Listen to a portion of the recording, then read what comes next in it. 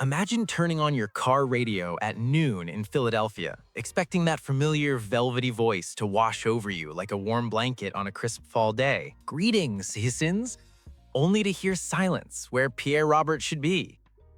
On October 29th, 2025, that exact nightmare became reality for hundreds of thousands of listeners across the Delaware Valley. When the news broke, Pierre Robert, the 70-year-old rock and roll shaman of 93.3 WMMR, was found dead in his home just hours before his midday shift. No foul play, no dramatic finale, just a gentle soul slipping away quietly, the way he lived on the air. For more interesting scoops on legends who leave us too soon, subscribe to Inside Hollywood for every trending update that keeps the conversation alive. Pierre wasn't just a DJ, he was the human equivalent of a perfectly broken-in leather jacket. Timeless, comfortable, and impossible to replicate. Born in Truckee, California, a speck on the map near Lake Tahoe, he cut his teeth in San Francisco radio until the station flipped to country faster than you can say, achy breaky heart. Unwilling to trade Grateful Dead deep cuts for twangy heartbreak, Pierre stuffed his life into a Volkswagen van and pointed it east with zero job prospects and maximum optimism. Logic check? Who moves cross-country in 1981 without a gig?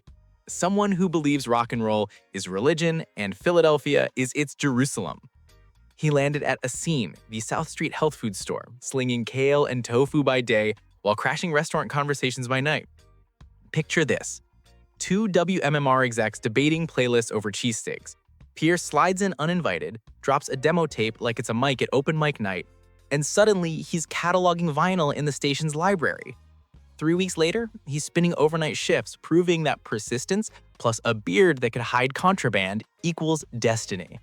By 1982, he was Morning Drive. By 1996, the Midday King. And for 44 straight years, 44, he never left WMMR. That's longer than some marriages, most presidents, and every single iPhone model combined. His daily rituals became sacred. Noontime workforce blocks, the power lunch breaks, Pierre's vinyl cut, unearthing gems, even Spotify can't algorithmize. On this day history lessons that made you feel smarter without trying.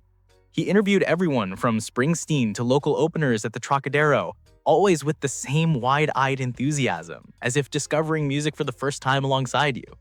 And let's talk about that Guns N' Roses boycott. Decades of refusing to spin Sweet Child of Mine because Axl ditched a Philly show in 2002 without apology. Petty, maybe? Principled? Absolutely. In an era of spineless corporate playlists, Pierre drew a line in the sand and planted a tie-dye flag on it. Off-air, he was Philadelphia's unofficial goodwill ambassador with better hair than the Liberty Bell. AIDS Walk Philly, he hosted.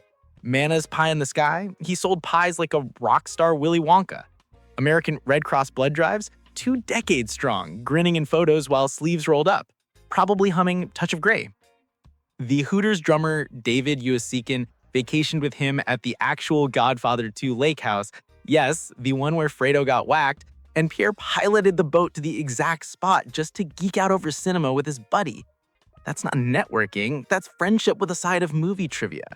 Even his golden retriever Lucy got fan mail. Humor bag? Imagine writing a letter to a dog because her dad plays the best segue from Zeppelin to Billie Eilish you've ever heard. Colleagues paint him as the anti-shock jock. Chuck Darrow, who interviewed Pierre for his 20th anniversary, swears the man harbored fewer hurtful thoughts in a lifetime than most of us have before coffee. Ben Vaughn, WXPN syndicated maestro, mourns the nightly club sightings, Pierre in the crowd, nodding approvingly at some unsigned band's third encore like a proud uncle. Preston and Steve, the morning zoo across the hallway, posted a tribute that read like poetry. He preached the gospel of rock and roll and gave us all common ground to dance on.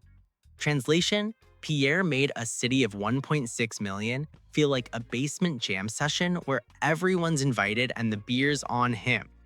The afternoon he died, WMMR became awake on the airwaves. Brent Porsche, inheriting the shift Pierre never started, begged listeners for support the way families lean on each other at funerals. Callers choked up over first concerts, cancer battles soundtracked by Pierre's voice, first kisses during a workforce block. One guy admitted he proposed during a commercial break because Pierre's segue from Tom Petty to the Replacements felt like the universe giving a thumbs up. That's power, turning FM frequencies into life milestones. Logic again, in a streaming age where algorithms curate loneliness, Pierre curated community. He remembered your name if you won a contest in 1998. He sent get well cards to kids in CHOP. He once paused his show to help a listener find a lost dog because, well, of course he did. Visually, he was unmistakable. Shoulder-length silver hair, beard like Gandalf after a spa day, always in flannel or a faded concert tee. Billboards featuring his face dotted I-95 for decades. Drivers did double takes not because he was flashy, but because he looked like the guy who'd lend you a guitar pick and mean it. His 2019 Walk of Fame star on Broad Street sits near real estate usually reserved for Rocky statues and cheesesteak shrines. Fitting since Pierre was Philly's edible comfort food in audio form. So what happens to a city when its soundtrack loses its conductor? WMMR vows to keep spinning his favorites, but the void is seismic. Playlists will shuffle on, yet no one will ever say, "Greetings, citizens," with the same cosmic sincerity. The lesson, and there's always a lesson when a legend exits stage left, is simple. Authenticity outlives format changes, corporate mergers, and even mortality. Pierre proved you don't need screaming or stunts to command a microphone. You need heart, curiosity, and an encyclopedic love for three-chord redemption. He made rush hour traffic bearable, hospital waits shorter, and dive bar jukeboxes jealous. As Philadelphia dims the studio lights one last time, the absence is accidental. Pierre was a consistency in the inconsistency of life, a steady hand on the mic during every nationwide trial, every heartbreaking sports loss, and every Philadelphian milestone. As Philadelphia dims the studio lights one last time, the logical endpoint is gratitude. Thank you, Pierre, for 44 years of turning commutes into concerts, strangers into citizens, and a radio station into a family reunion that never needed a group chat.